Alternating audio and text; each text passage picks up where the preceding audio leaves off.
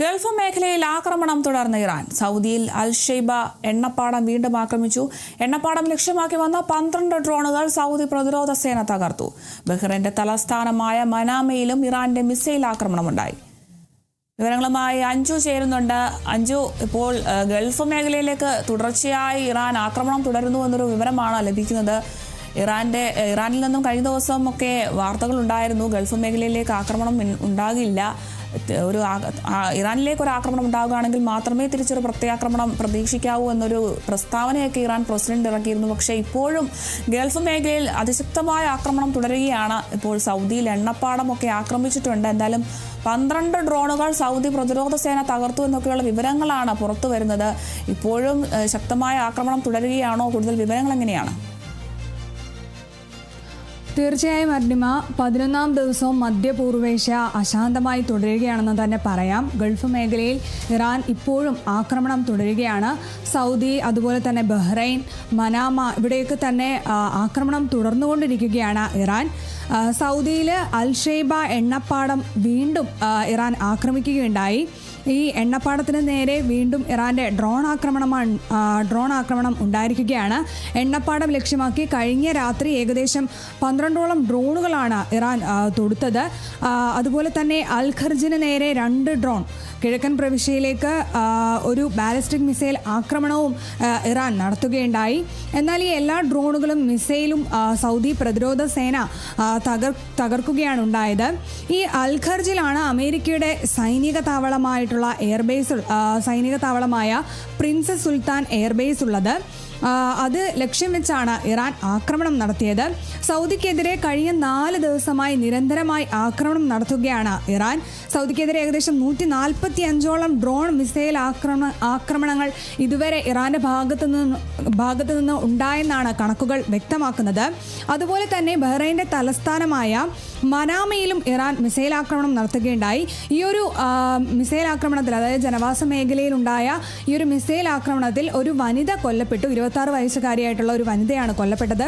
അതുപോലെ നിരവധി പേർക്ക് പരിക്കേൽക്കുകയും ചെയ്തിട്ടുണ്ട്. എന്തായാലും ഈ ഒരു 11ാം ദിവസത്തേക്കും ഈ ഒരു ആക്രമണം കടക്കുമ്പോൾ ഗൾഫ് മേഖലയിൽ ആക്രമണം ഇറാൻ തുടരുകയാണ്. ആ വാർത്തകളൊക്കെ തന്നെയാണ് പുറത്തു വരുന്നത്. അതേസമയം ഇറാന്റെ വിഷയത്തിൽ പരസ്പര വിരുദ്ധ പ്രസ്താവനകളുമായിട്ട് അമേരിക്കൻ പ്രസിഡന്റ് ഡൊണാൾഡ് ട്രംപും രംഗത്ത് വന്നിട്ടുണ്ട്. യുദ്ധം ഏകദേശം പൂർത്തിയായെന്നാണ് NBCക്ക് അനുവദിച്ച അഭിമുഖത്തിൽ ട്രംപ് പറഞ്ഞത്. ഇറാന്റെ സൈനിക ശേഷി നശിപ്പിക്കാനായെന്നും അതുപോലെ തന്നെ മിസൈൽ ലോഞ്ചറുകൾ 90% തകർത്തെന്നുമാണ് ട്രംപ് അഭിമുഖത്തിൽ പറഞ്ഞത്. എന്നാൽ അതിനുശേഷം നടന്ന റിപ്പബ്ലിക്കൻ പാർട്ടി യോഗത്തിൽ ഈ പരാമർശം ഒന്നും തന്നെ ട്രംപ് ആവർത്തിച്ചില്ല. പകരം യുദ്ധം തുടരുമെന്ന് തന്നെയാണ് ട്രംപ് പറഞ്ഞത്. ഈ ആഴ്ച യുദ്ധം അവസാനിപ്പിക്കില്ലെന്നും ട്രംപ് പറയുകയുണ്ടായി. അതുപോലെ തന്നെ ഇറാന്റെ പുതിയ പരമോന്നത നേതാവായിട്ട് മുജ്തബ ഖമനിയെ തെരഞ്ഞെടുത്തത് നിരാശാജനകമായ ഒരു തീരുമാനമാണെന്നും ട്രംപ് അറിയിക്കുകയുണ്ടായി.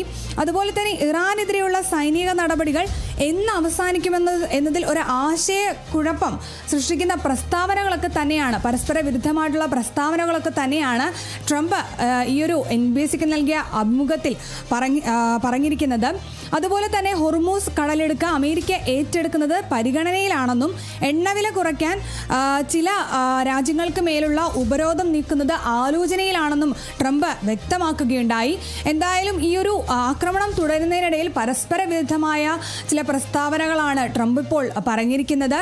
യുദ്ധം ഏകദേശം 90%, അതായത് ഇറാന്റെ സൈനിക ശേഷികൾ നശിപ്പിക്കാനായെന്നും അതുപോലെ തന്നെ മിസൈൽ ലോഞ്ചറുകൾ 90% തകർത്തെന്നുമാണ് ട്രംപ് പറഞ്ഞത്.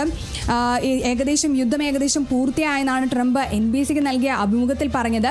എന്നാൽ തുടർന്ന് നടന്ന റിപ്പബ്ലിക്കൻ പാർട്ടി യോഗത്തിൽ യുദ്ധം തുടരുമെന്നാണ് ട്രംപ് പറഞ്ഞിരിക്കുന്നത്. പരസ്പര വിരുദ്ധമായ പ്രസ്താവനകളാണ് ട്രംപ് ഇപ്പോൾ ഈ ഒരു ആക്രമണത്തിൽ ഇറാൻ ആക്രമണത്തിൽ ഇപ്പോൾ പറഞ്ഞിരിക്കുന്നത്. എന്തായാലും ഈ ഒരു 11ാം ദിവസവും ആക്രമണം തുടരുന്നതിനിടെ ഗൾഫ് മേഖലയിൽ ആക്രമണം വീണ്ടും വ്യാപിപ്പിക്കുകയാണ് ഇറാൻ എന്ന് തന്നെ പറയാം.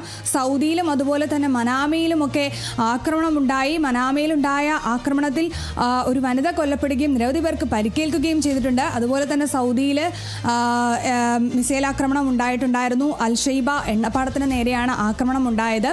എന്തായാലും 11ാം ദിവസവും മധ്യപൂർവേഷ്യ അശാന്തമായി തന്നെ തുടരുകയാണ് അരുണിമ. വ്യക്തമാണ്. ഗൾഫ് മേഖലയിലേക്കുള്ള ആക്രമണം ശക്തമാക്കിയിരിക്കുകയാണ് ഇറാൻ. ഇപ്പോൾ സൗദിയിൽ അൽഷൈബ എണ്ണപ്പാടമാണ് വീണ്ടും ആക്രമിച്ചിരിക്കുന്നത്. എണ്ണപ്പാടം ലക്ഷ്യമാക്കി വന്ന 12 ഡ്രോണുകൾ സൗദി പ്രതിരോധ സേന തകർത്തു എന്നൊക്കെയാണ് ഇപ്പോൾ പുറത്തുവരുന്ന വിവരങ്ങൾ. എന്തായാലും ബഹ്റൈൻ്റെ തലസ്ഥാനമായ മനാമയിലും ഇറാൻ്റെ മിസൈൽ ആക്രമണം ഉണ്ടായിട്ടുണ്ട്. അതുപോലെ തന്നെ മുസ്തഫ ഖമനേയി പരമോന്നത നേതാവായതിൽ അമേരിക്കൻ പ്രസിഡന്റ് ഡൊണാൾഡ് ട്രംപിനെ വലിയ രീതിയിൽ ചൊടിപ്പിച്ചിട്ടുമുണ്ട്. എന്തായാലും ഗൾഫ് രാജ്യങ്ങളിലേക്കുള്ള ആക്രമണം ശക്തമാക്കിയിരിക്കുകയാണ് ഇറാൻ. കൂടുതൽ വിവരങ്ങൾ നൽകിയത് അഞ്ജുവാണ്.